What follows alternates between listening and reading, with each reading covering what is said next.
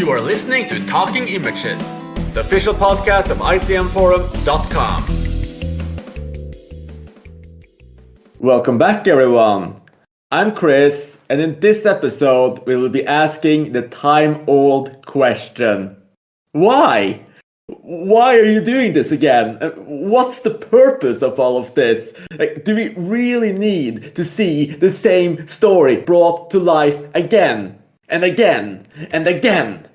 So this episode will be a bit of a deep dive into tired complaints and anti-remake rhetoric. Hell, perhaps we even add some beautiful anti-remake rhetoric of our own. But it won't be all doom and gloom. We will look past the empty copies and laughable travesties and actually try to focus in on the remakes that managed to be better than the original. Some of these choices will probably get you nodding along, while others, we expect, may just be a little controversial. So just prepare yourself a little. With a topic like this one, it may be a bumpy ride. Well, let's not scare you too much and kick this right off. With me today are my three absolutely wonderful co-hosts, Mathieu, Saul, and Tom. So just introduce yourself, guys, and once you're done, I'm going to throw in a little bit of a word association game. Mathieu? Hi, I'm Mathieu from France. Tom? Hi, this is Tom from England. I'm excited to talk about remakes today. And Saul? Hi, this is Saul from Australia. So guys, let's do a little bit of word association game. What's the first word that comes to mind when you hear the word remake? I guess contexts, because that's what remakes that work kind of you can use for in their favor, right? It's the different contexts. I guess I could also say lack of originality, but that's big words. So. There's a couple of words that come to my mind: lazy and uninspired, which I know is not the case for all remakes, but that tends to be my general feelings towards films that tread this path. The first word for me is not actually a word, it'll just be a sigh, but that's the first instant reaction. After I take a few minutes to process it, it's really a case of whether the original was that good. If it's an all-time classic, then yeah, it does make me sigh. If it's a film which was a bit flawed in the first place, it actually can be interesting if it gets remade. Yeah, I think that's spot on. So that semi-sigh is part of my vocabulary, if you will, as well, because I think you hit the nail on the head. When they remake a successful film, it's usually just to try to do that film again, or just it's usually just to try to jump on the bandwagon. But if they do something slightly more obscure, or something that was a bit more flawed, or you see interesting names attached to it, it may actually try to do something of its own. But let's continue this word association game with one further step, because there's another thing out there called reboots. And reboots are almost extensive, extreme remakes rather than just remaking a film. They'll remake the basic idea and just start off the entire story and series again. So what is the very first word or first thoughts that come to mind when you hear the word reboot? See, this is where I go the soul out and go non-verbal with like a big sigh, because I think reboots are generally much worse than remakes. I guess I associate reboots with franchises, and so I guess I have maybe a worse association with reboots. That's interesting, Matthew, because I think I'm the opposite way around to you. I'm more open to the idea of reboots. I'm more intrigued and interested by them because they're usually an entirely new project, obviously based upon the original works, but they can incorporate more ideas than in a remake. So I think that piques my curiosity a bit more than just a straightforward remake. Yeah, I have to agree with Tom on this one. Though neither of them really get me very excited, reboots can at least sometimes be more intriguing than a remake, especially if they're taken in a different direction. If we think about the recent Joker film with Joaquin Phoenix, that was a very different direction, adding in a whole different backstory that we hadn't seen before. So that can be intriguing. It doesn't always work, but I think it's more open to possibilities rather than taking the exact same story and trying to do the exact same story again and maybe sometimes update it for modern times. Yeah, I'll have to join the choir there in that reboots, yes, they are very closely tied to franchise filmmaking, but these franchises have been around for such a long time.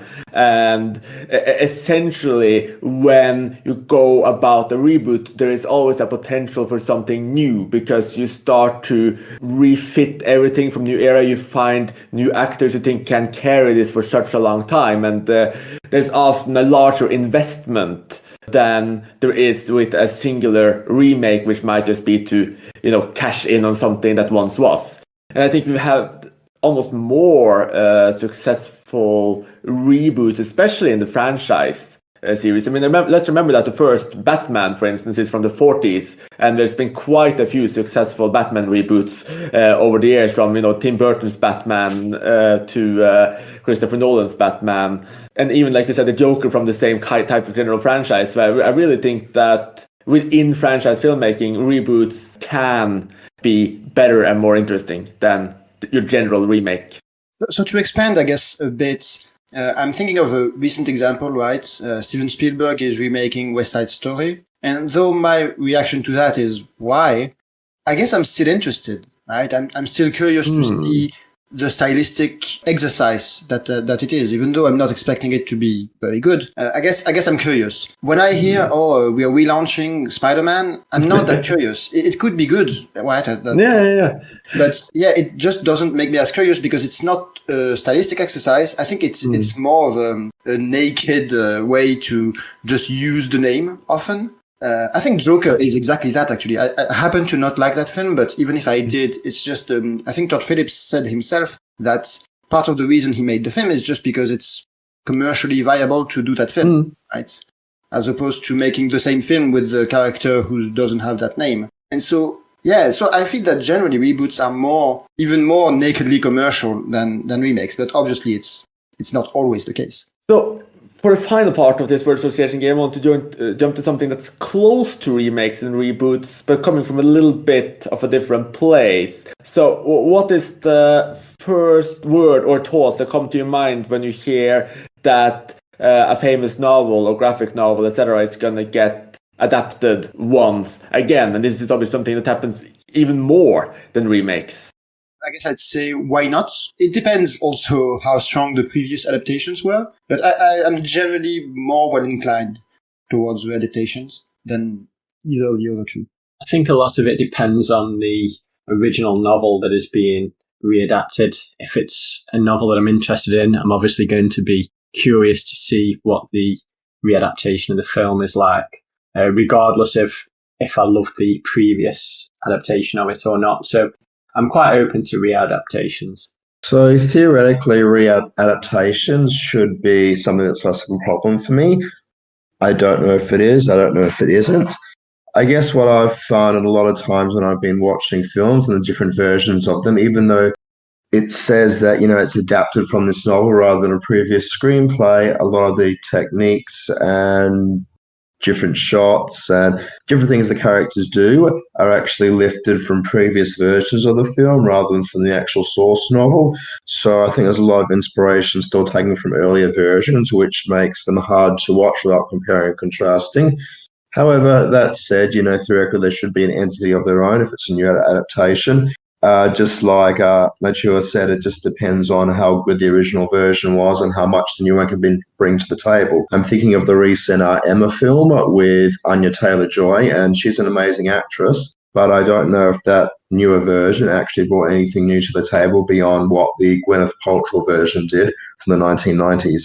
Well, visual style, wasn't it? But I really liked Emma. But I think I'm in more or less the same place as you. I'm trying to think of why. Why is it that readaptations feel so different? And I think part of that is because many remakes try to just recreate the spirit of the original film. They try to just map or just try to do what they did again for a new audience, or it often just feel like a weak imitation, but with a readaptation of a book or a play, for instance, there is a lot more new interpretation to be brought in. And I mean, we see this over and over again. I mean, look how many times Hamlet, for instance, has been brought to life on the screen, or Salome, or there's so many plays, so many great books as well, just keep getting potentially interesting adaptation. And often these films don't look at each other at all, so you have completely different perspective of who these characters are, completely different perspectives of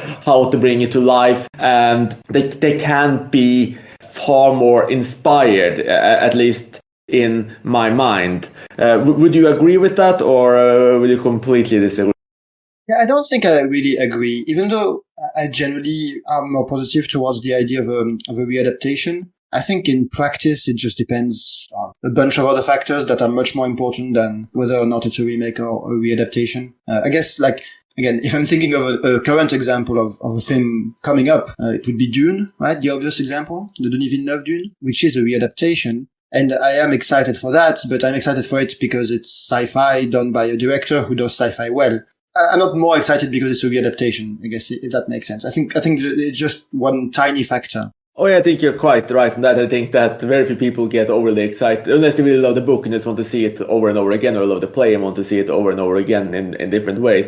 I think that just the fact it's being made isn't that interesting, at least to us, who perhaps have a much more interest in, the stylistic elements of it, what directors and actors, etc., bring to life. We might have different standards too, but I think that usually the people involved in the project is what makes it exciting, rather than just being another adaptation of a property we might like.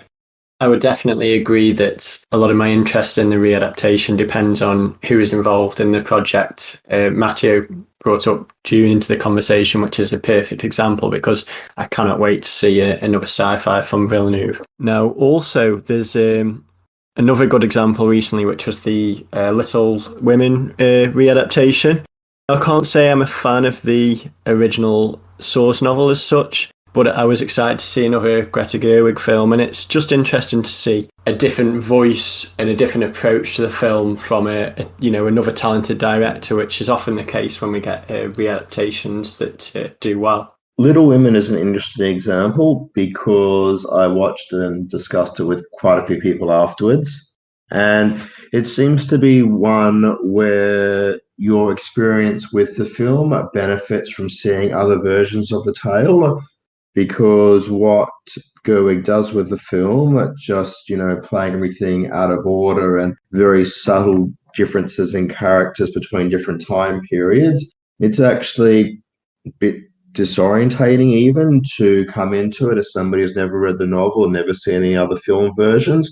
And the people I was speaking to who really liked the film were commenting on how it differed from the source material or how it differed from other film versions. So I guess that's a tricky thing with adaptations like that. The other thing to probably keep in mind with adaptations is that probably more of the films we're going to discuss today are re-adaptations than you'd think of first. I know at least one of the two films that Tom mentioned before the podcast is actually based on a novel. So even though they've got two different versions of it, they could technically be re-adaptations. And I guess technically anything that isn't based on an original screenplay is a re-adaptation. I mean, they might claim they're doing it more from the film or more from the book, but if the film is out there, it's really hard to say whether they're taking inspiration for it or not, even unconsciously. So I'd say that, pretty much anything that's based on a source material, novel or play, etc., would be a readaptation rather than a remake, whereas technically a remake would only be if it's an original screenplay. But I don't know if that's an opinion shared by my co-hosts. I think you're actually spot on there, because some films, even if they're adapted from extremely famous source material, just become so iconic that it's impossible not to work from it. I think one of the most obvious, has to be Frankenstein from 1931.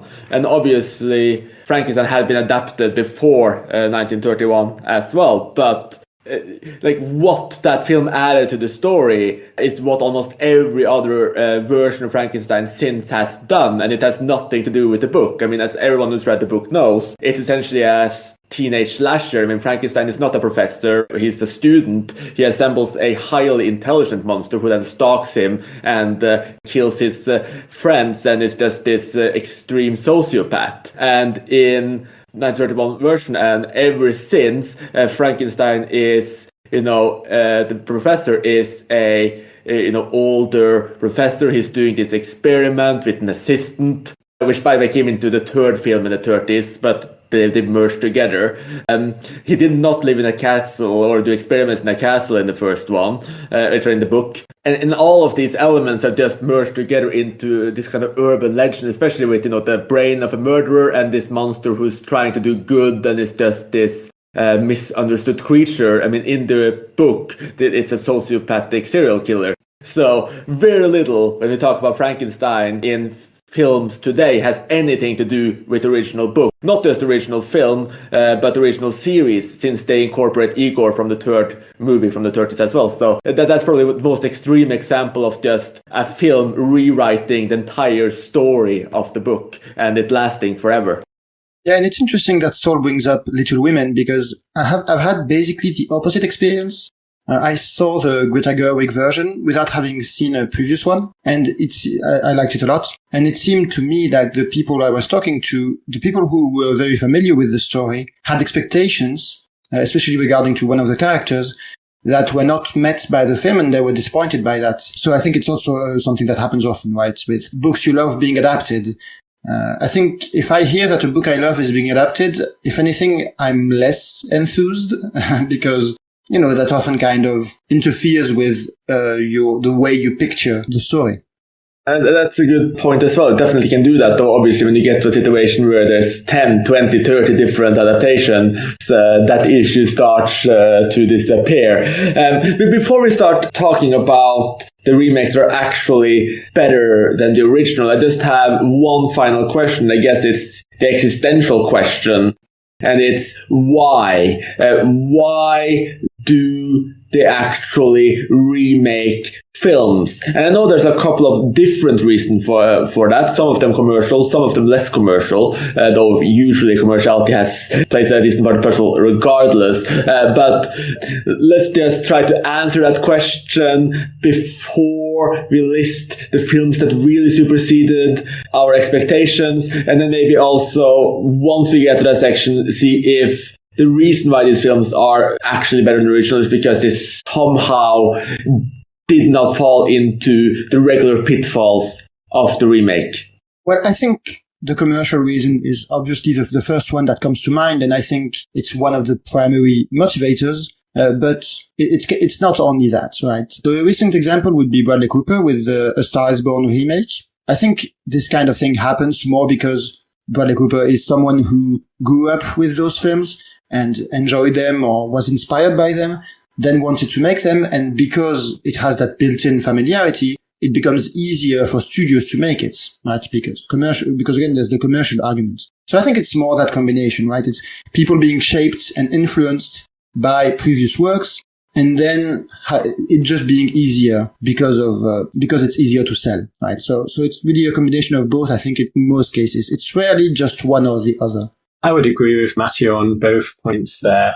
I think that you see a lot of remakes that are done solely to enable an international film to reach a wider audience. So you'll have great films such as, these are horror films, examples of course for me, so Wreck and Let the Right One In, that get US remakes because they think that the fact that the films have subtitles, it puts off a large proportion of the audience. So a remake that is done in English can potentially appeal to a much wider audience. And in those examples, the remakes weren't actually too bad, but some of the remakes which are done solely to translate the film don't always come across well because they miss a lot of the cultural aspects that make the original so appealing. And the other example that Matthew has said is obviously films that are bankable because they're done by a a successful person in the industry who is passionate about the original.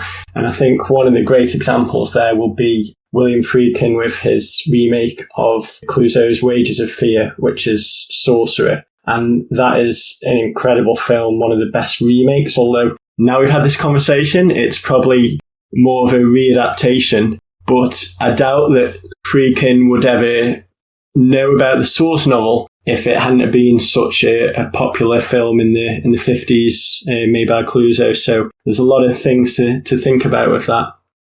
So I agree with my co-hosts that there's a lot of profitability in doing remakes, and also especially with international films. It doesn't have to just be horror ones. I'm thinking of things like The Secret in Their Eyes. Very soon after Oscar success, managed to get a remake. So a lot of it's bringing good stories from around the world, and I guess trying to make them more appealing for the English-speaking demographic, because I live in the real world, so I know people who won't watch films with subtitles, or they won't watch films that are coming out from a foreign country. So it actually, helps get that bit of exposure in there. And I guess as long as they don't do a terrible job and actually butcher the remake, it could make people more interested in checking out the original. Something else that was mentioned was the reasons for doing it and whether people like the remake or not, because apparently Gus Van Sant's reason for doing the Psycho remake was because he loved the original Psycho that much that he didn't want anybody else to remake it. So then you get films like Black Christmas, where the original came out in 1974, and then in 2006 we had a remake of it, and yet 13 years later there's another remake of it, which makes it more relevant to current generations. We have all teenagers on devices and on phones. So I guess it's just about making things increasingly relevant to today's audiences, because like it or not, there's a large demographic out there who won't watch older films, in inverted commas, and who won't watch international films. So I guess having the remakes, as long as the remakes are fairly well done, maybe it will eventually inspire those people to check out the originals. I mean, that's all that I can hope for. I just don't like the situation, which has happened before, where I'm talking to somebody about something like The Wicker Man, and they're saying, I thought Nicolas Cage was horrible in that. I'm like, the original from 1973. So, that's a bit of a shame when it comes like that and people don't realise there's an older version. But as long as people are aware there's an older version or there's an international version, maybe a remake will inspire them to go back and check the other versions out.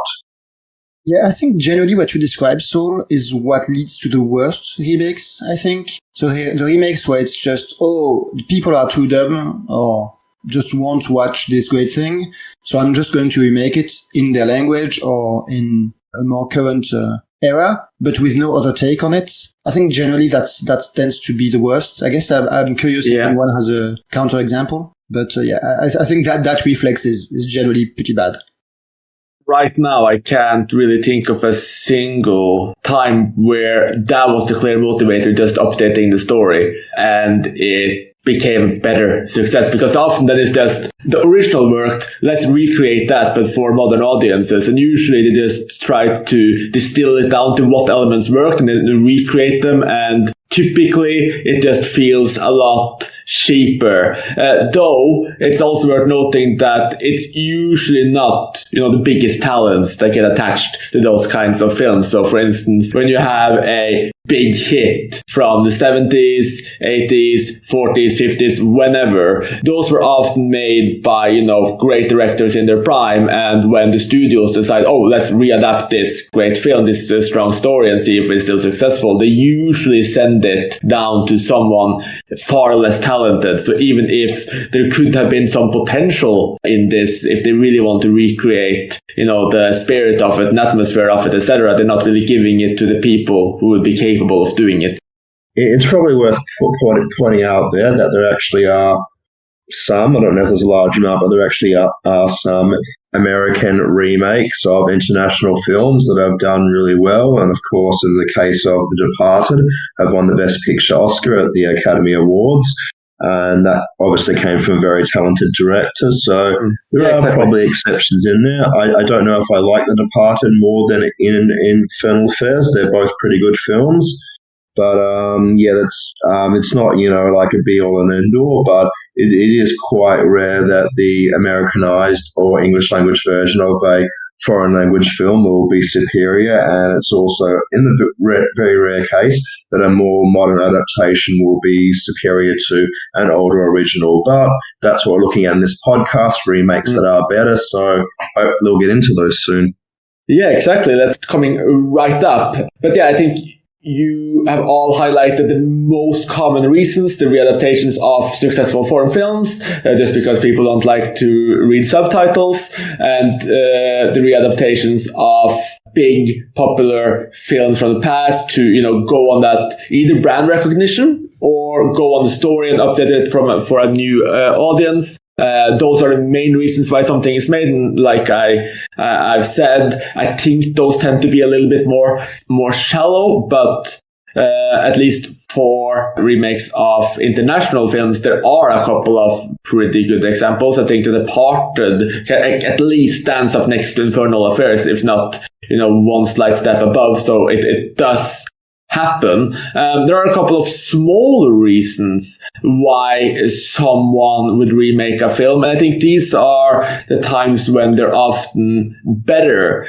So there have been several instances, and I'll mention some of them in my list soon, where you have the same director coming back. Now, sometimes that doesn't work out that well, like Haneke just deciding to, okay, let me just remake Funny Games for the US and call it Funny Games US. Other times, you actually do have a director thinking, I failed with the original film, or I couldn't do what I can do now, so I will go one step further. And those are often more interesting. And then you also have the occasions where someone sees something in a film, so a key element of a film, be that atmosphere, be that a key plot element, and they want to tell that again, and it works. And I have a couple of examples of that too. So let's actually just dive straight into the remakes we genuinely think are better than the original. And I guess we can do this in alphabetical order, at least for the first one. So, Mathieu, what is one film, or one remake rather, that you think is better than the original? So the first one really that jumped to mind for me was the Philip Kaufman Invasion of the Body Snatchers from the 70s, which is a remake of the 50s film. And the 50s film is good. I do like it. It kind of plays on this idea of the Red Scare, right? The idea that there might be hidden communists around you, and they're out to get you, and they're out to uniformize the world, which is of course threatening to the American way of life. And it has some very scary scenes, but it's also kind of a B-movie. It's extremely quick. It's, I think, under 8 minutes and very fast-paced, which can be a good thing, but it also means that you don't have that much time to set up a mood. It's just kind of going all the time. And the characters don't leave that much of an impression. And it also has that compromised ending because of censorship. But the 70s one is just great. It completely uses the context. As I mentioned earlier, I think that's what makes remakes work generally, is when they use a different context. And so in the 70s, it's all this disillusionment, right, of this generation that lived through the upheaval of the 60s. And then in the 70s just had to kind of settle down and accept that life was going another way, and for a lot of them kind of abandoned their ideals. And Invasion in the 70s one is really about that. It's about seeing everyone around you kind of suddenly become everything they didn't want to be and you didn't want to be. And kind of the world turning crazy and very depressed. It's a very dark film. It has this very oppressive mood. And again, the ending is quite notable. And Donald Sutherland is great in the main role. And yeah, I think it's a film that really uses the basic concepts of the 50s film and really expands on it thanks to a different context and thanks to also more creative liberty, because it's the 70s and it's this era where, we tend to the studios give more leeway to filmmakers in general. Yeah, I think you're quite right in pointing out why the first remake of Information Body Snatchers is better than the original. The first one does feel stiffer. It does feel more rushed. It doesn't have that incredible final ending. It doesn't actually, like you said, the atmosphere of the 70s, the context of the 70s, and of course the psychological elements that Kaufman had been implanting into his films around that time too. That sense of paranoia, it all comes together in the remake. So I think that's a really clear example where the remake is better than the original. Okay, this is an interesting one because Chris has asked us just to give one out, and I've obviously got quite a few examples. The example that I'm probably going to talk about for this one is technically a readaptation, but it does use bits and pieces of the original film, so I guess it could be a remake. Anyway, I'm thinking about Steven Spielberg's version of War of the Worlds. It's a far classier production than the original 1950s film. The original 1950s film, it's all about the aliens. It's not actually about the human characters, whereas in the Spielberg version, we actually get a really great human protagonist in Tom Cruise and learning to take care with his daughter and sort of the estranged father and daughter connecting along the way, along this journey. The special effects are also quite amazing, and it also ditches the very strong religious element, which was a big part of the original 50s film. So War of the Worlds is just one of those no-brainers for me. The remake is definitely superior in my mind, but it's not the only remake by any stretch of the imagination that I think is superior. It is interesting that, once again, as Mature has mentioned in the chat, 50s sci-fi does seem to be taking a beating here. Don't know what it is. It's probably, I guess, a lot to do with the Cold War. That stage of Cold War paranoia was fueling a lot of the sci-fi films that came out then. And I guess with that no longer being relevant, it gives more scope for filmmakers in the 70s with Philip Kaufman, or in the Zeros with Steven Spielberg, to take the material in other directions. I agree, by the way, that the 1978 version of Invasion of the Body Snatchers is a fantastic film, but I do like both of them. I don't even like them equally, but I do like both films quite a lot. There's some interesting discussions here, so I'm going to have to get involved in what my co-host has said before I go into my favourite remake. Now, I'm not actually a fan of the remake of War of the Worlds. I know that the effects in the original 50s version are very dated now. It's quite a kitsch production looking back at it, but I don't know if it's nostalgia or just that was the one that I experienced first, but I've got a real soft spot for the original film. I don't think that Spielberg really brought anything new to the table other than a barrage of special effects, which looked great, but didn't really add to the story. Now, it's interesting that we're talking about lots of 50s sci-fi films being updated. And the remakes are generally great because there's two other examples that were remade in the 80s, which was The Thing and The Fly. And I think a lot of the reason why these films are so good, the remakes, is because it was the heyday of practical effects. The effects had come on a long way since the 50s, and it allowed the film directors to put disturbing visions on the screen that were unlike anything that had been seen before. And obviously, after the 80s, then the effects go down the digital route, which takes away from, in my opinion, the brilliance of the practical effects there. So yeah, there was some incredible remakes of sci-fis from the 50s. I'm going to go in a slightly different direction with my favourite remake, which is actually of a slasher from the 80s, Maniac. Now, this was remade in 2012 by Frank Halfoon, and it's a brilliant film. It features Elijah Wood in the lead, which is a stroke of genius, seeing this guy who everyone knows as Frodo Baggins be just a really disturbing serial killer. And you hardly ever see him because it's shot in the perspective of the killer. So you only get the odd glance of Elijah Wood when you see him in the reflection of a mirror. And that kind of adds to the mystery around it. There's an incredible electronic soundtrack which really brings very menacing atmosphere. It's just a very dark and disturbing ride that, as a horror fan, it really appealed to my sensibilities. So that, for me, is the best remake that I've ever seen.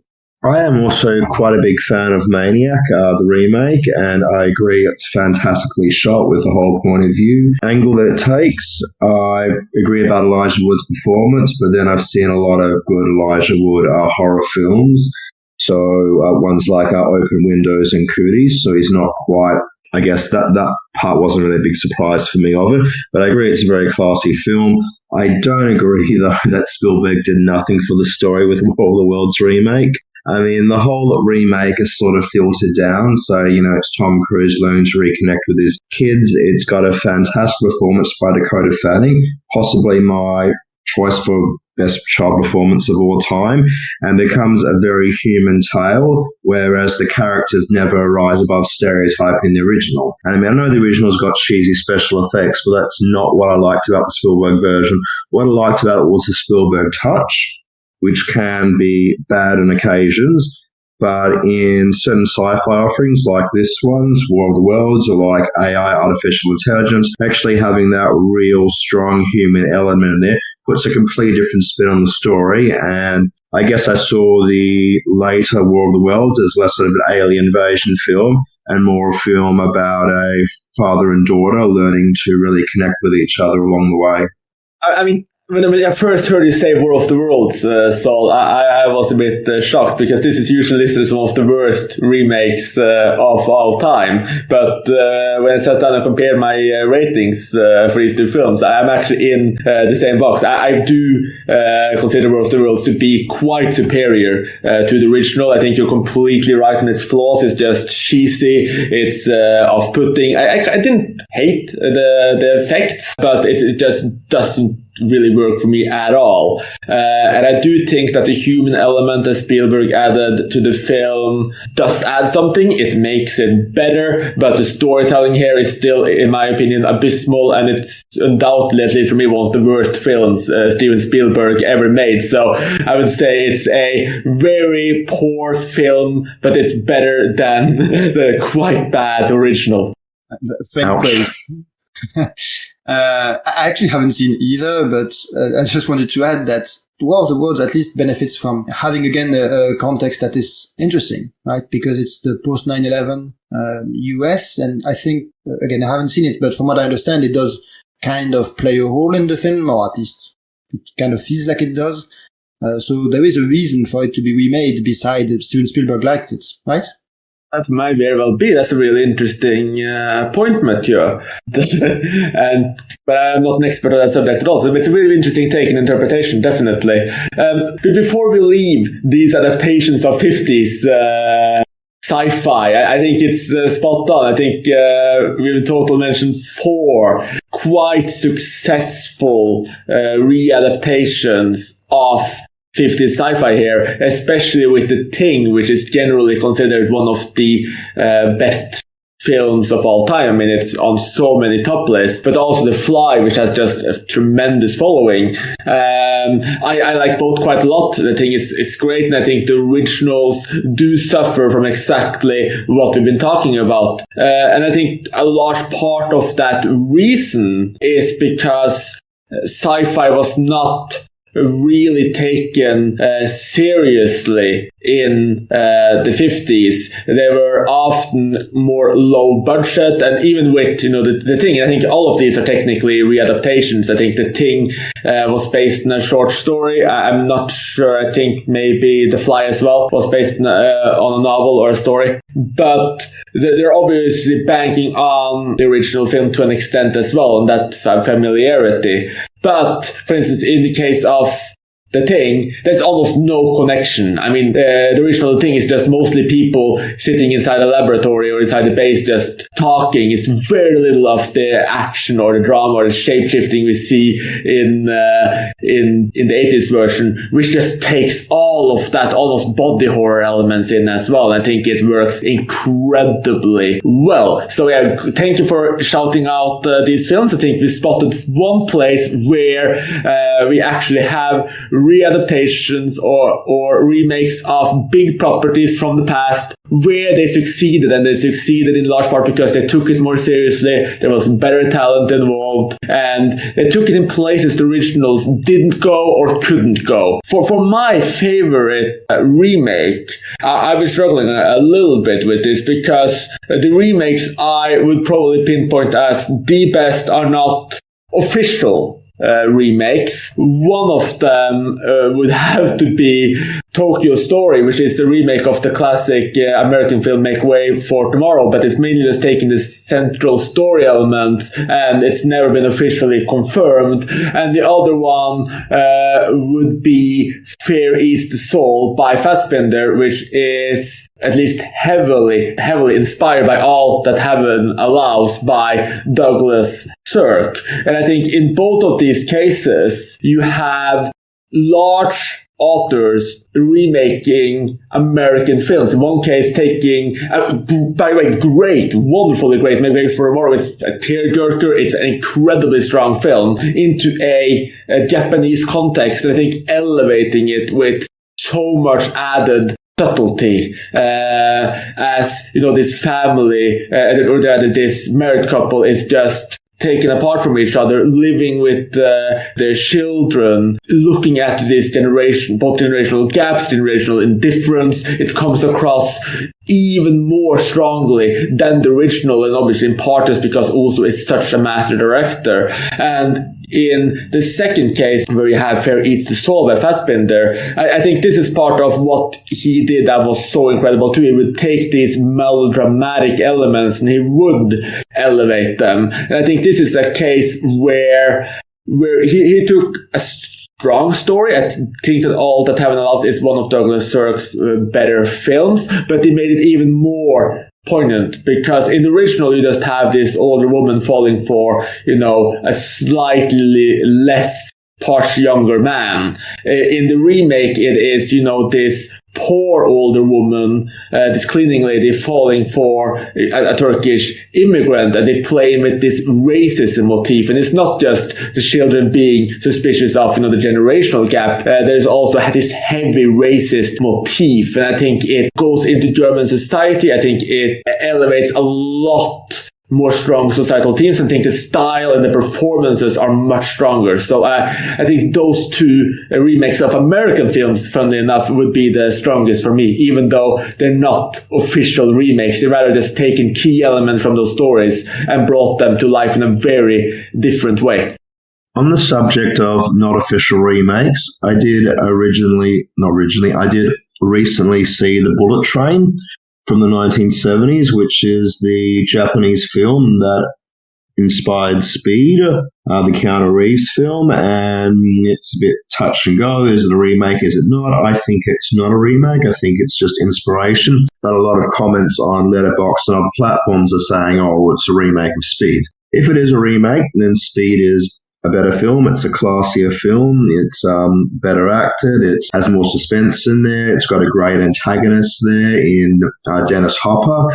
The original, though, is a really good film, though, but I don't know if it's really a case of a remake or just an inspiration. I also just wanted to clarify that The War of the Worlds is not my favorite remake of all time. I don't know if I got confused with the question. It's one where I think it improved significantly over the original, but my favorite remake would either be The Fly or Ocean's 11. So with Ocean's 11, I did really like the original. The first time around that I saw the original 1960 version with Frank Sinatra, you know, it was all right. It was interesting. It didn't really have much on the Soderbergh version, but I've actually watched the 1916 film twice, and I liked it more the second time around. It takes things in a very different avenue. So the whole idea of the Soderbergh film is that it sort of like builds up to the heist, and the heist is like the whole climax of it, and you only have a few minutes afterwards, and all the character building and character development happens, you know, leading up to the heist and during it even. With the 1960 version, the heist actually occurs very early on. It takes maybe 5 minutes. I don't know if that's an exaggeration. It definitely takes less than 10 minutes. It's a very small part of the film, with the majority of the film set after it. And by changing the order of that and having the heist as the climax of it. I think Soderbergh just did wondrous things, but beyond that, Ocean's 11 is just an amazing film because of the way the characters interact with each other, they bond with each other, the repartee and banter between them is so incredibly natural, and the film just looks beautiful. Soderbergh uses such great super saturated colours that most of the shots could be taken and framed on an art gallery wall and they wouldn't look out of place. It's just an amazing, very multi-dimensional film, and of course it's built across a trilogy, and Ocean's 13 is like the pinnacle of all that.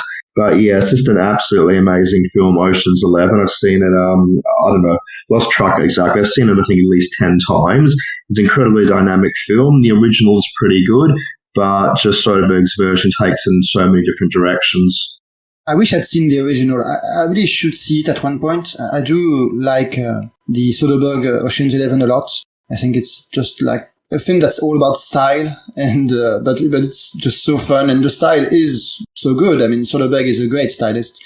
So yeah, it's a film I love. I should probably check out the original at some point. But I guess I hadn't heard so many good things about it. It's. I think you're the first person I hear really praise it. So yeah, I should definitely check it out. Yeah, you should check out the original, but you're going with minimal expectations because a lot of the comments that I read about it afterwards were people comparing it to the Soderbergh version. So it pales by comparison because Soderbergh does something different with it, but with more of an open mind. It does sort of work, but it's not quite as good, which is sort of like the opposite on the flip side with Soderbergh and his adaptation of Solaris. I mean, Soderbergh's Solaris is nothing compared to the original, but it actually does a lot of really interesting things with the material. And I would love to do a Solaris versus Solaris podcast at some point, but none of my other co-hosts are up for it yet. We had the opportunity there for the space exploration episode, so lost a little bit of a lost opportunity, but we can definitely retread that water at some point. And just like Mathieu, unfortunately, I haven't seen the original. Of Ocean's 11. I have no strong inkling to do so, but Soderbergh's version is very good to great. So it's, it has a great cast, great suspense, great humor, lots of fun. Not one of my favorites from the list of remakes, but it's a very strong film for sure. And by the way, Chris, regarding the Fassbinder film that you mentioned, Angst Essen Seele auf, or Ali, it's interesting because I haven't seen the Douglas Sirk film, but when I saw the Fassbinder film and learned that it was a remake of an American melodrama, I actually assumed that the race element was already there. I'm very surprised to learn that it isn't, because it's basically, it's a huge part of the film, as you mentioned. So he really took it in a very different direction, or at least added a huge element. Oh yeah, absolutely. I mean, this is one reason why the original list doesn't have any of that power, because he's a younger man. That's it. And he's a little bit more blue collar, I guess. I think he's a gardener. He has his own little nursery for plants, etc. It's not really up to that family standard. This one, obviously, they're not remotely posh at all. So Fassbinder made it a lot dirtier as well. He made it a lot more beat down. He made the lead character a lot more even pitiable. He made her, in a very precarious work situation as well. So there's so much additional elements that he brought into that story that makes it feel much more powerful. In the original, it's really just a relatively wealthy woman falling for a poorer younger man, and her children are very suspicious and her friends are very suspicious. That's it. And obviously the remake has so many stronger themes. So I guess another way for remakes to really stand out and bring something new for me is to change the genre. And so my big example for this would be A Star is Born, the 1950s one, to get back to that. Because the original A Star is Born is really a Hollywood satire and a tragedy also, but there's a lot more comedic moments in it than in the later versions, I feel.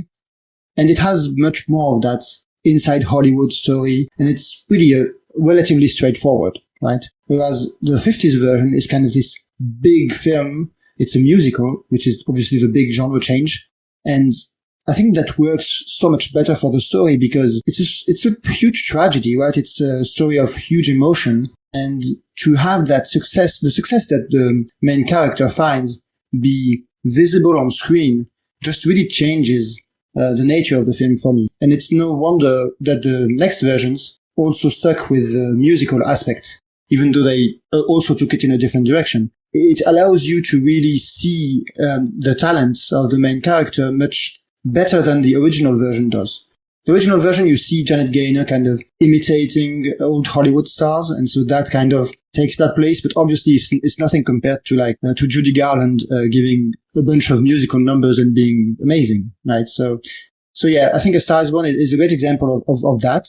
And another example of changing the genre and working better for me is a film we talked about recently in the Western episode, and that's in the Sergio Leone episode, I mean, and that's A Fistful of Dollars. And for me, I like A Fistful of Dollars a lot more than Yojimbo, despite being a huge Kurosawa fan. And I think that's because I feel a little uncomfortable with Yojimbo because it's almost an exploitation film in some ways, and it doesn't feel right for Kurosawa. So it's maybe not so much a genre thing as much as a directorial sensibility.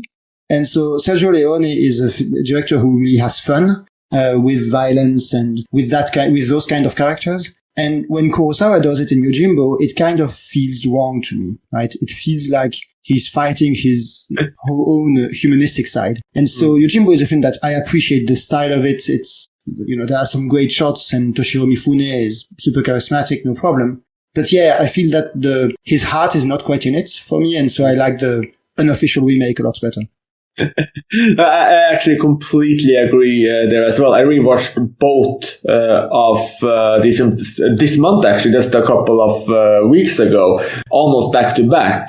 And I think both films are great, but I think that I give A Fistful of Dollars a slight edge in large part because of the Morricone score, but also just the additional, like you said, the fit of Leone, just amplifying the violence, the humor in it. I do think that, like you say, Kurosawa does not quite feel in his element. With this film, it feels a little bit too flat for him. I really enjoy Mifune in it. It's a great film, and he's really enjoying the havoc that's wrecked around him, but it's so many elements of it just feels a little bit off. Like the humor element is really amped up, and you have these weird little one-liners. You have the showdown where the bad guy just wants to cuddle his gun.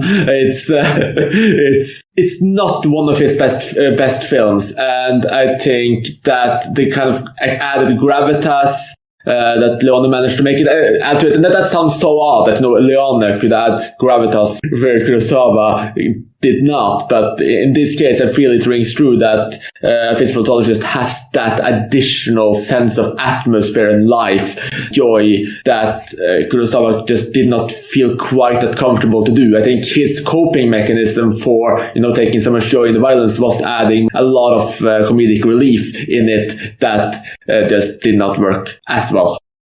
Yeah, I think Kurosawa is just an inherently self-serious director. And I say that with, all the love in the world for Kurosawa. But I think Leone has that. You say it's weird, right, to say that he adds some gravitas, but he actually does. And yeah, because he finds that balance better with the kind of larger-than-life and almost comedic aspect of the story, and is able to move past that, which is harder for Kurosawa just because it's not really his thing. I think it's quite interesting what Mature has said about change of genre remakes. With A Star Is Born, I actually haven't seen the 50s version because it's like 5 hours long. Okay, it's 3 hours long, but still, it's the longest of all the versions. I do like all three versions that I have seen to varying degrees, and they're all fairly great. I don't think anybody for me has ever outdone Frederick Marsh's performance in the 1930s version. But yeah, the three versions, including the 70s one, I like them all a lot. In terms of change of genre, one of the films that I had in my list was Little Shop of Horrors, and the original 1960 film by Roger Corman isn't particularly great. I mean, it's got that notable scene with Jack Nicholson in the dentist office, but compared to the 1980s version, which is the musical version of it, it's got absolutely nothing on it. The 1980s version has got great characters, great songs, very lively, awesome effects, very funny with the voice of the Audrey Duplantis. So that, for me, was a very successful change of genre. and probably a more controversial one. I actually am quite partial to the Nicole Kidman remake of The Stepford Wives. It's got nothing on the original, but it doesn't try and outdo the original. It actually turns the original, which is this very serious, somber horror film or horror thriller, into a comedy. The tricky thing about that is that by turning it into a comedy, they've done it by revealing the twist much earlier on, which has given the original, unfortunately, a bit of a negative reputation because people are going into it already knowing the big twist, which is only revealed towards the end of the 1970s version. So while the Nicole Kidman version, which I believe was done by Frank Oz, while that one's got nothing on the original Brian Forbes version from the 70s, which is in my top 200 films, I'd say the remake was pretty good because it tried to take the material in a different direction, so it wasn't competing with the original. I'll just say that regarding A Star Is Born, James Mason is amazing in that role. It's like the role was made for him in the first place. So I strongly encourage you to watch it. I think Frederick March is quite good and the role as well. And Bradley Cooper too. I think they all work quite well. I haven't seen the 70s one. But yeah, you really should watch it at some point. So although, yeah, I understand. It is quite long. Yeah, it's okay. I'm sure I'll get to it eventually. I'm a big fan of James Mason, who's actually in the original version of another remake, which I might talk about, which is Lolita. So he's excellent in that. I think he's an amazing actor overall. So I am intrigued about the 50s one. Just whenever I think to sit down and watch it, I go, 178 minutes. Yeah, maybe not now, but I'll get to it eventually. The 50s version is actually the only version of A Star Is Born that I've seen. Oh. Yeah, that's right. Yeah, that is ironic. But yeah, the 50s one is the best known one, but yeah, I've just never got around to it yet.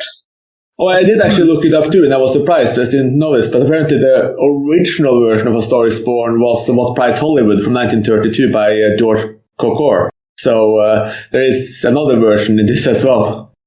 Which was not a musical. So that might be one I'll jump on, because one of the reasons why I haven't jumped on these films is because I'm usually not that into musicals, and a lot of the bigger musicals either took me a very long time to see or I just haven't seen yet. Well, the one with Janet Gaynor and Frederick March is not a musical either, Chris. And it's good. Oh, right, yes, okay. Good. I'll add both to my watch list and try to see them soon.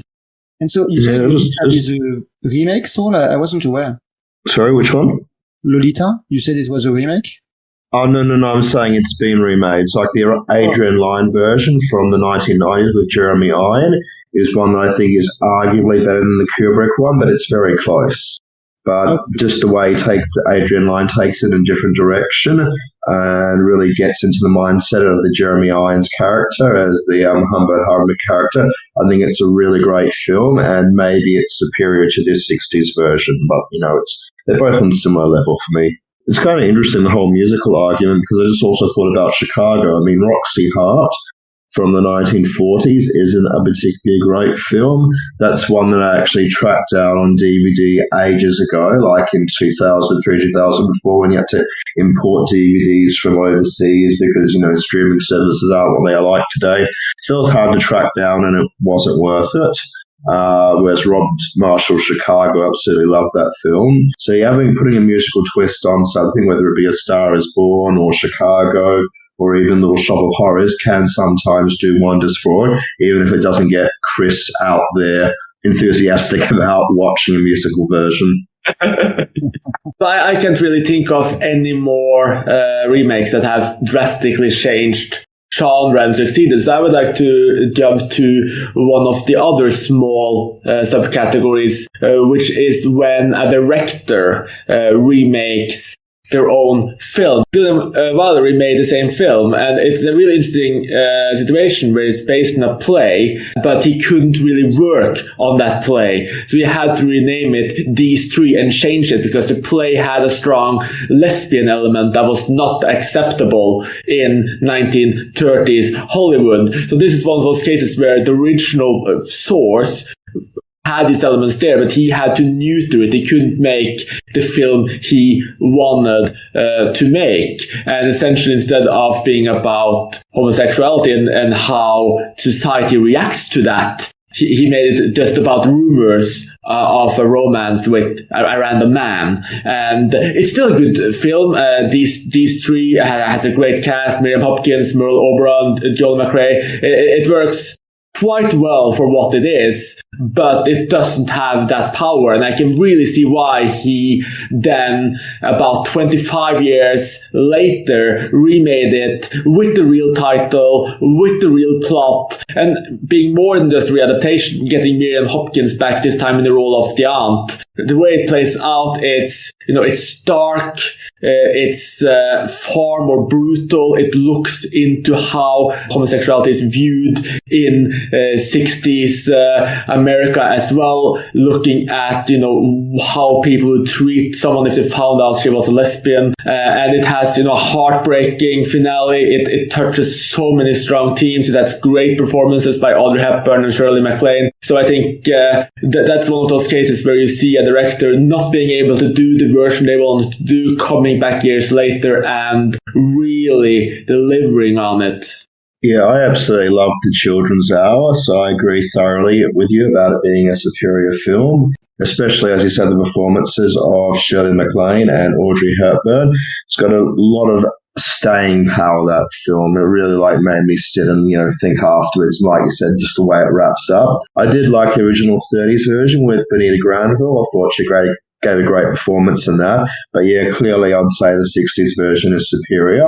My example for a director remaking their own film and doing a better job with that is probably the most famous unofficial film on iCheck Movies, which is The Man Who Knew Too Much by Alfred Hitchcock. The 50s version with James Stewart is a film that I only saw relatively late into my film-going journey. I would have seen it maybe sometime in the last 5 years, because the original version always did so little for me that I just had no interest in seeing it redone, but I eventually, for whatever reason, coaxed myself into it. The original version does have a really great performance by Peter Lorre in it. He's awesome. The rest of the film, not so much. I haven't watched the 1930s version that recently, but just looking at my notes, one of the things that I've written is that Edna Best takes a minute to melodramatically faint, which might be a bit of an over-exaggeration, but it gives an idea of what the tone of the film is like. It's played out as a melodrama. It's not played out as a suspense piece. And we take the 1950s version and just got these great scenes of James Stewart walking down a quiet road and hearing footsteps approaching behind him. And there's just a whole lot of gradual unease worked into there. It just works so amazingly. Of course, it's got a Bernard Herrmann score going to it also. It's just it's one of Hitchcock's best films. Always had a lot of great ones. So maybe not in the top 10, but it's easily in the top half of what he did in his career. And the 30s version for me is just such a static, uninteresting film. So that's my example. It's strange that you mentioned that the 30s version is such a static and uninteresting film for you, because it's actually one of my favourite Hitchcock films. But conversely, I can't compare it to his remake because I haven't yet seen it. So I need to rectify that immediately so I can come back and join you in on this discussion. Yeah, I actually prefer the 30s version, not by a lot, but I think it's such a long time since I saw either, and the main reason why I would prefer the 30s version is because of Peter Lorre. So I think it's just too fragmented, and Peter Lorre was absolutely incredible in it. One remake that we haven't mentioned that I watched very recently is Terry Gilliam's 12 Monkeys, which is a remaking of the French film Le Jet. I hope I've pronounced that right. Is that time for the French pronunciation police to come in and remind me how it's done? Okay, so it's La Jetée. La Jetée. You can continue. Got it. Thank you, Matthew. But I think Terry Gilliam does wonders with the source material here, because the original is a beautiful film, very arty, and Gilliam works on the narrative to build a lot more complexity into the story and plays around a lot more with the identity of the person who is sent back in time from the future to prevent this global catastrophe. And Gilliam's got a very playful style.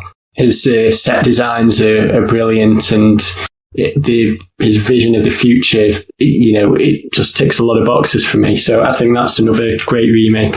That's a film I can't even begin to compare. And I mean, we talked about changing genres, but this is almost, changing format. The original is a short film compiled of still images, and it's a very heavily poetic effort. And then the remake is a full-blown sci-fi film with all of the Gilliam magic and touches. So I can't compare them. I can barely believe, it's the original and the remake, because they're just so different. This just really is the core idea that stays the same. I think both are great, both succeed at what they do, but those are just like black and white to me. They're just complete opposites almost.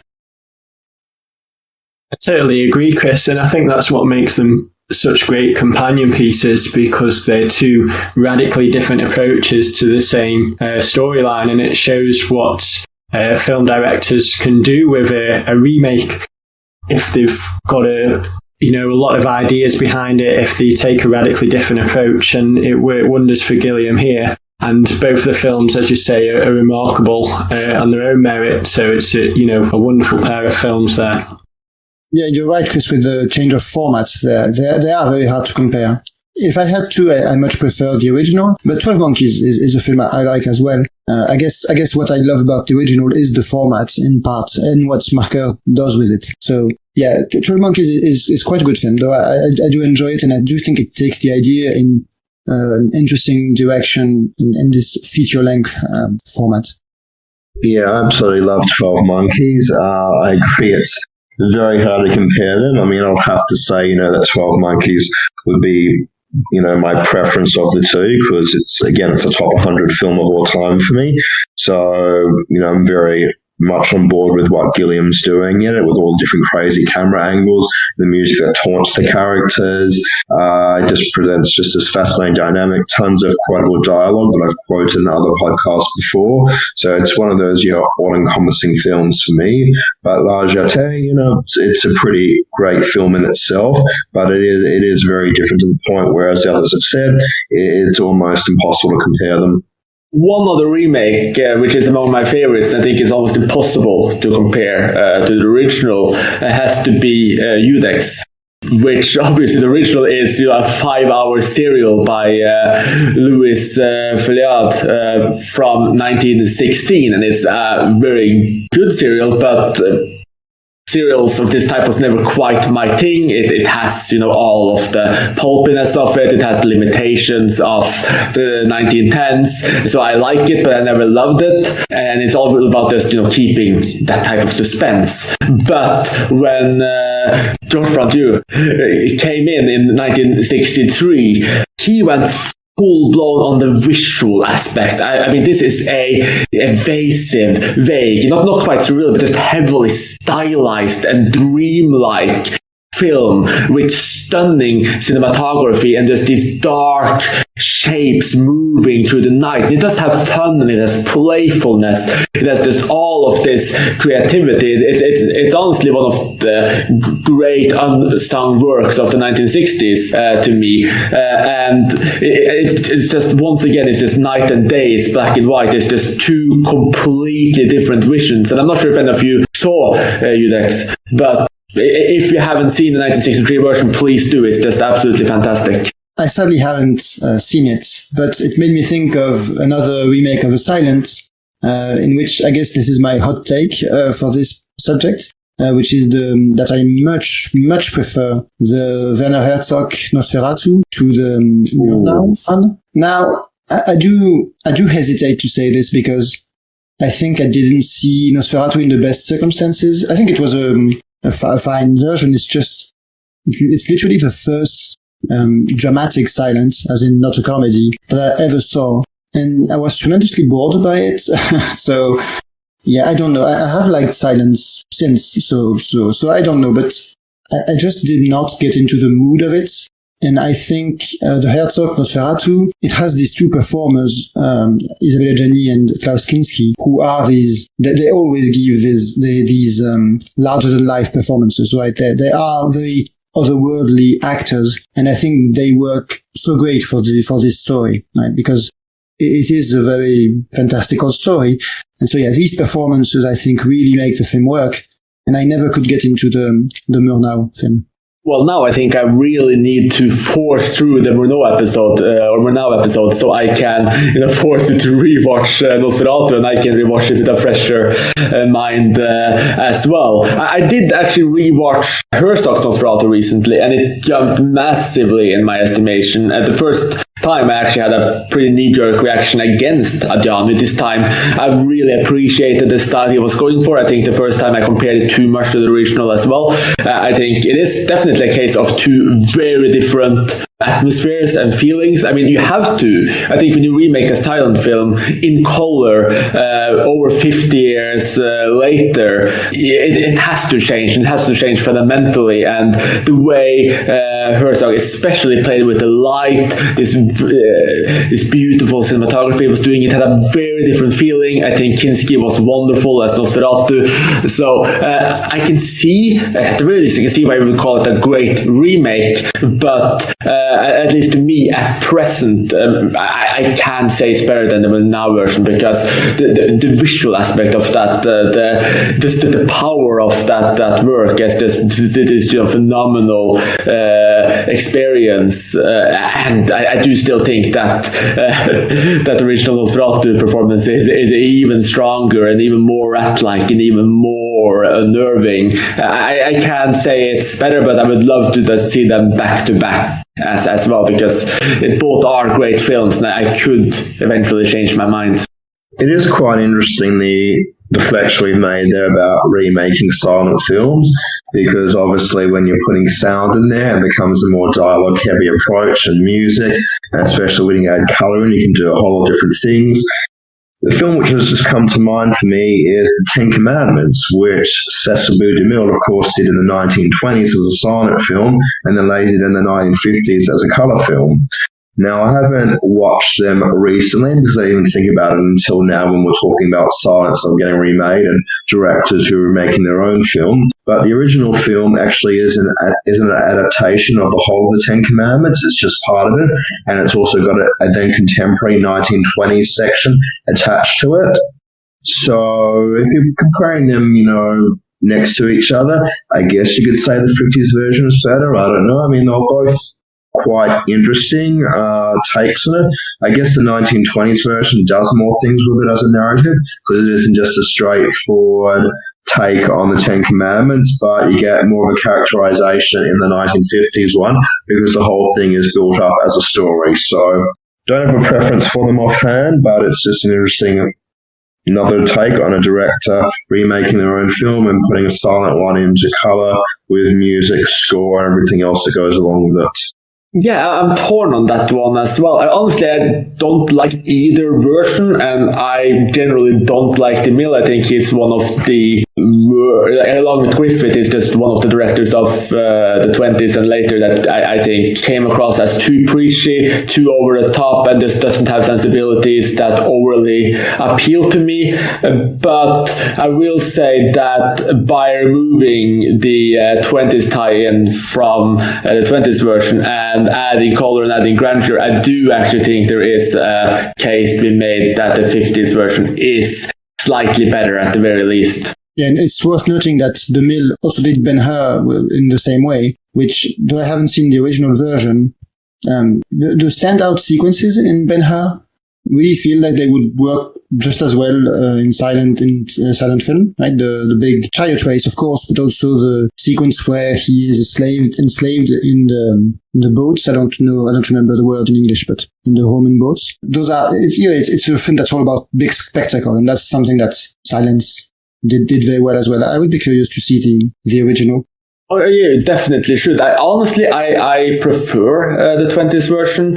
It's less bloated. I still think that the standout race scene, it's done I would say at least equally well, and I think that it is a little bit more focused. I do think that they are relatively close, though. I think both are really strong films, and this is also another case of readaptation. One other case where of readaptation, which took the film in a really different direction without needing to even go from silent to sound. I think this may be a slightly controversial choice. Is Sofia Coppola's adaptation of The Beguiled, which of course was done originally by Don Siegel and starring Clint Eastwood. And I think the original from 1971 is good. I think Eastwood is very strong in it. I think it's very unnerving, but I think the way Coppola adapted it, where the first one had this rather odd atmosphere, it had a lot of masculinity, like this over-masculinity feeling.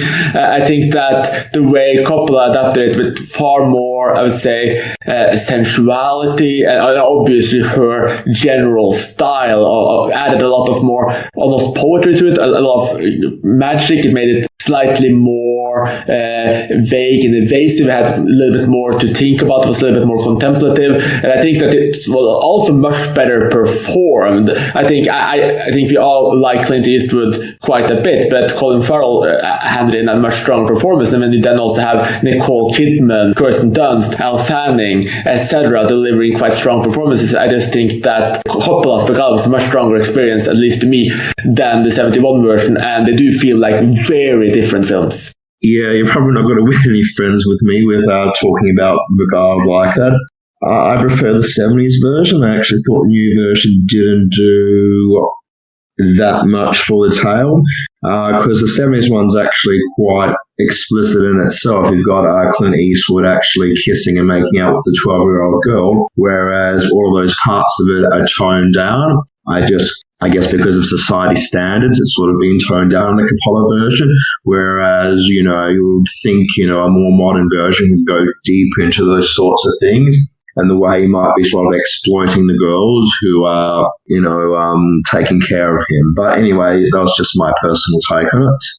Yeah, I think for me, it's more the change in style, where you have a much more talented director infusing their vision and taking it in, elevating the kind of visceral experience of it as well. But I can see what you mean. I don't know. I don't know if I'd call Coppola a much more talented director than Don Siegel. I mean, he did, in addition to doing Dirty Harry, he did the original Invasions of the Body Snatchers. He did a whole lot of great, 50s noirs like The Lineup. So I think he's actually quite a talented director, whereas Coppola's film is, if you think about things like The Bling Ring, for me, she's been quite a hit and miss director. I love The Bling Ring, actually. Yeah. Oh, okay. Sorry. But I guess I won't make any friends with that. I think you're right. I think I really enjoy her style. I think at the very least, I would say Coppola is more of an author, while which may mean that she's quite off-putting to some in some of the stylistic choices she made, while Siegel was more of a very efficient, very good studio director. But I don't think. I would call Coppola an artist, and I'm not sure if I would give the same kind of grandeur to Siegel, but he's a strong director for sure. Okay, probably need to do a Don Siegel episode at some point. Don Siegel versus Coppola, or just Don Siegel episode. Sure, we can do that. Yeah. He can be quite workmanlike at times. I mean, I think I've seen more than 10 films by him, and not all of them are that good. But I guess just think Coppola, I think I've seen everything except Marie Antoinette that she's done, and it's been just, hit and miss for me more than Siegel. But neither of them in my top 100 directors or anything. It's just the way he made the statement before. I was like, I'm not sure if I agree. Fair enough.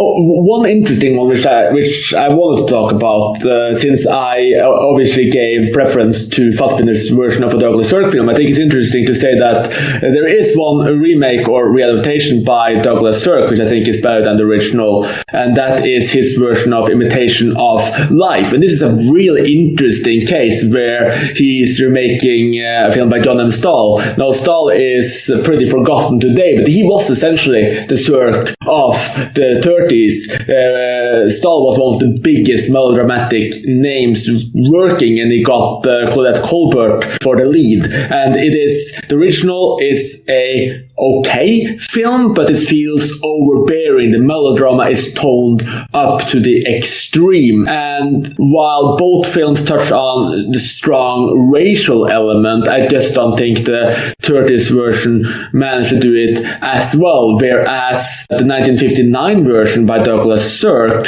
and this is so odd to talk about the director we mostly think about for melodramas, and it's still a melodrama, but the color he adds in there, he does make it feel a lot more like a visual epic, and I think there's a lot more emotional resonance and a lot stronger performances that really carries this story. And it's a really heartbreaking story of a light-skinned black girl trying to pretend that she is white to be accepted, and just all of the racial overtones around that. And especially for 1950s America, I think it was handled quite well. And it's just a larger-than-life, stunning film.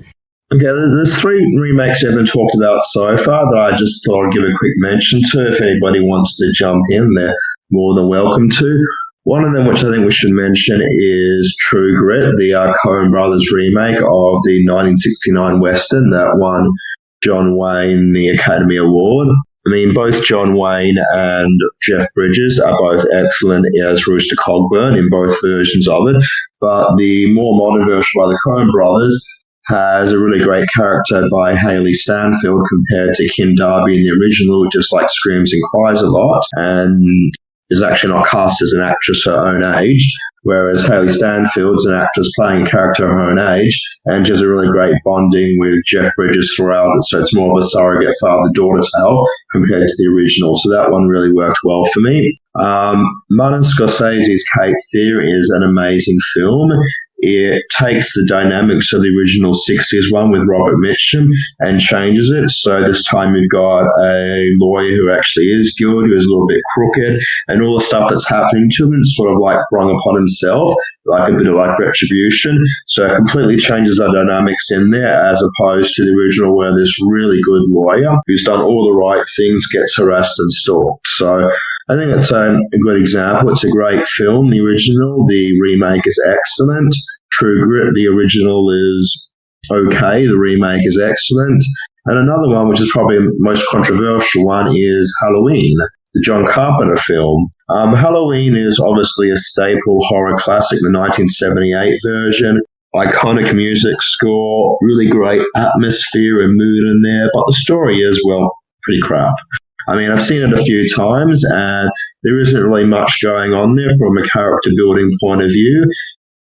The Rob Zombie version, now Rob Zombie is not a director I'm big into. I've probably disliked more of his films than I've liked him, but his version of Halloween, which people in the chat are saying counts as a reboot, actually takes the material in a different direction. It looks as Michael Myers as a character and builds on that. So it actually becomes a bit more of a character piece. We understand what his childhood was like, how he's become the horror villain that he is in the film. So there's just so much going on there. But then, of course, Rob Zombie also did Halloween 2 a couple of years later, which was absolutely terrible, probably his worst film so far.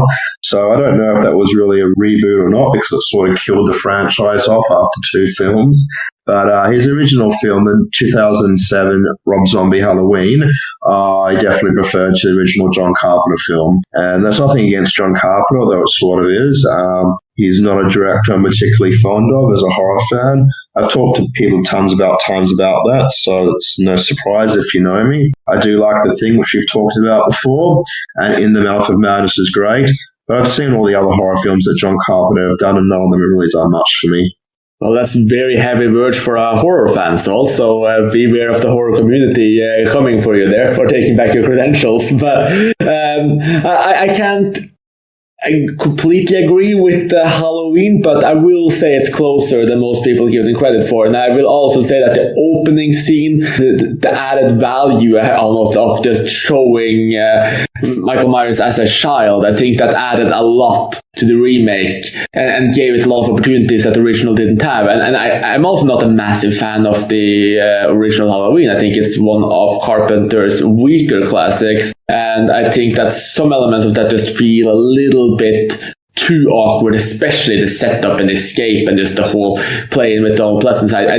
There's a lot of things I don't love with the original Halloween, so I can see why you would choose the remake there. And for True Grit, I also absolutely agree. Those are both great films. They are done differently and yet are similar at the same time. So it's a really interesting back-to-back case where you really just have two films that are almost equally good with almost the same material, and I think it works really well. I might give the slight edge to the remake, actually. It feels a little bit more fluid. I think the lead is better. So I can give the edge there, but I haven't seen them back to back, so it's a hard choice. Now, before I close this episode with probably the biggest remake we haven't talked about, I'm going to give a really quick shout out to the Indian duology. This is actually another case where you have a silent film, or rather a silent duology, remade in color and sound. But what's interesting here is that the remakes are done by Fritz Lang, and they are the more popular films there. So this is literally one of those cases where the film community has come together and said the remakes are actually better. But Fritz Lang and his wife did write the script for the first films. It was once again based on novels of his wife, which is a very common setup for them in the 1920s. Lang wrote the script, but it was directed by the fairly good but not great German sound director Joe May, who I know has some fans for some of the films he did. They're good films, they're not fantastic. When he did them in the late 50s, he did both films with so much color. They just look incredible, and the filmmaking, the style, just a wonderful return for him to Germany as well after all of these years in the US. So I think I just want to give that shout out to anyone who wants to try those two films out. But obviously there's a big elephant in the room here. We have not talked about the most popular remake of all time, at least the most popular remake along with The Thing. And they are both from the 80s, and I think you all know which film I'm talking about. I'm talking, of course, of Scarface. And this is a really interesting remake, they call me, because it takes the original plot, it changes so much about it. But here you have two cases where you have one of the bigger directors of the decade, where the original director is obviously much more respected than Brian De Palma. Is Howard Hawks. I mean, one of the big studio directors. He cast Paul Mooney as Scarface, and Mooney is probably the most respected actor of the 30s. But in the 80s version, you have Brian De Palma, one of the biggest director of the 80s, casting Al Pacino, one of the biggest actors of the 80s, and infusing it with the style of the 80s to the point that it is an icon of the 80s, an icon that lives on to this day. I don't think there's any debate almost which is the more iconic or bigger film. The 80s version has taken that crown, but both are heavily respected. So what are your takes on Scarface by Howard Hawks from 1932 and Scarface by Brian De Palma from 1983? I've seen both versions of Scarface, and neither of them is an all-time favorite for me. I think they're both pretty good films, but I guess if I had to choose, Brian De Palma is just an excellent director. He always does amazing things with his visuals, makes his films very voyeuristic, and they're just, awesome experiences. So I probably have to give a slight edge to the 1983 version. That said, Al Pacino does really ham it up in there, and Paul Mooney was always such a classy actor.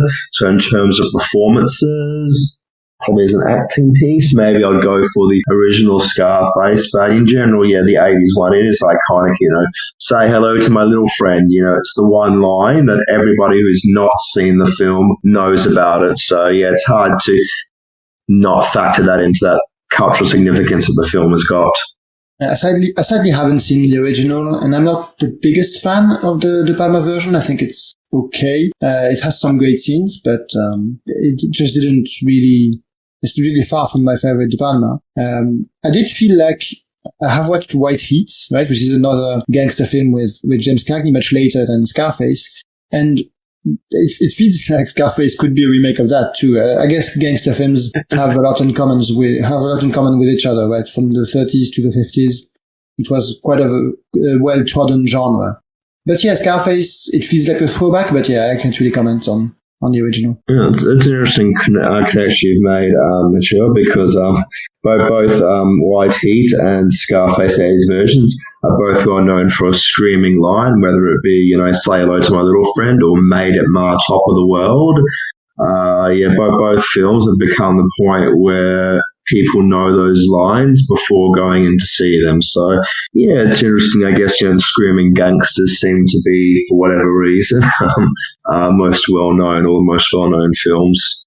I feel like the characters have a lot to do with each other. Obviously, the James Cagney character in White Heat, there's the mother element, which is quite central, but I know the scene in Scarface where he looks at the Zeppelin, I think, which has "The World Belongs to You" written on it. I know that's something that also happens in maybe a different form in the original, but that's the kind of thing that you could see. It's a scene that could be in White Heat also. It's a scene that could be in any gangster film in some sense, right? The world belongs to you, that idea, that, supreme ambition. That's kind of what Scarface is, right? It's wanting the world and realizing that if you can have it, it's probably not that great, and you really can't have it. Yeah, I guess I relate them just because the genre has such a strong identity. That's really interesting case, and I never thought about it. The endings do go hand in hand. I think the original Scarface is really good. I think it's held down by some of the almost propaganda elements in terms of anti-alcohol, for instance. It feels a bit strangled almost by, this is technically prequel, but it still feels a bit strangled by censorship at the time. But it's still a really strong film. I would have loved it if there were more big fans of Scarface here. I do think Scarface is a great film. It's not one of my top favorites either, but I do absolutely think this is a great example of taking a property and just taking it in a completely different direction, infusing it obviously with a lot of color, but also becoming era-defining and becoming this larger-than-life experience, because it's so rare that a remake can really just completely overwrite and take over for a really popular original. And I think that De Palma going all out the way he did, creating the epic that he did, and getting Al Pacino and that cast together, and obviously the notorious final line, etc. It's become one for the ages. So just to finish this up then, and I'm sure after hearing all of the good things we have said about remakes, studio execs everywhere are probably just rubbing their hands, just so happy we fully endorse remakes, and that they can just keep doing it forever because it will work. But let's just finish this episode on a very, very basic question. Do you think that remakes, reboots, etc. get an necessarily bad rap? And if so, should we try to rehabilitate them? Or did we even manage to rehabilitate the idea of remakes in this podcast? Well, I don't know that we did, but I do think they get a bad rap in the sense that I think originality is overrated, or at least maybe not overrated, but I think people are quick to dismiss things as unoriginal and overestimate how original other things are, I guess. So I think a remake can be just as original as anything else. It's just a question of where you take it. I would totally agree with Matthew there. I think remakes do get a bad rap. There's lots of bad ones out there, but as you've heard by listening through this podcast, there's lots of brilliant ones as well. So, maybe next time I hear the word remake, I won't be so quick to judge, because you guys have brought up a hell of a lot of good films during this recording session. Yeah, nothing really much more to add to that. Remakes do get a bad rap, sometimes for a good reason, especially when they seem to be a quick money grab or just updating the story to modern times and not doing anything else more with it. But what a lot of people, forget is even some films we haven't mentioned, like The Maltese Falcon, the Humphrey Bogart film, was a remake of something which came out 10 years earlier. The Wizard of Oz, the iconic 1930s film, was a remake of the 1925 Silence. So remakes have existed throughout the years, and there has become a little bit of more outrage towards it, I think, in the last, maybe 20 to 30 years, a bit more outraged because I guess they've become a bit more prolific, or maybe the originals have become more well-known, or maybe since the advent of home video, there's been more access to the originals. But remakes have existed throughout time. They're going to continue to exist. It's better to embrace it and look for the ones that do things positive rather than dwell on it and try and have, all negative hate campaigns, which actually have gone on to try and stop getting films remade or rebooted.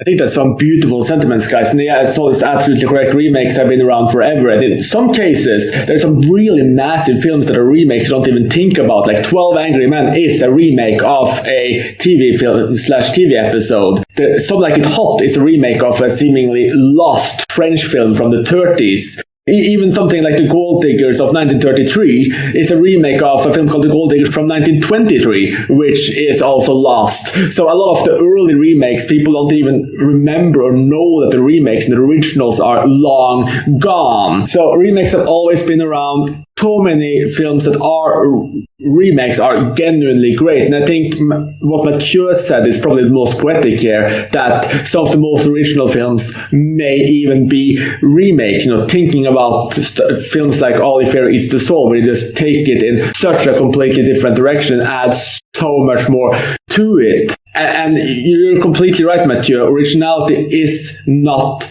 everything. So many films, like even when you talk about White Heat, they have a relationship to each other. There's so many overlaps, so many ideas that are taken along without being a direct remake. There's so many tropes that is repeated ad nauseum. So we shouldn't fault a film simply for being a remake, especially if it just takes core ideas and bring it to life. So yeah, I do hope that you've gotten some great recommendations for remakes from this episode. I hope you seek out the ones you haven't seen. Thank you so much for listening, and join us again soon. You have been listening to Talking Images, the official podcast of icmforum.com.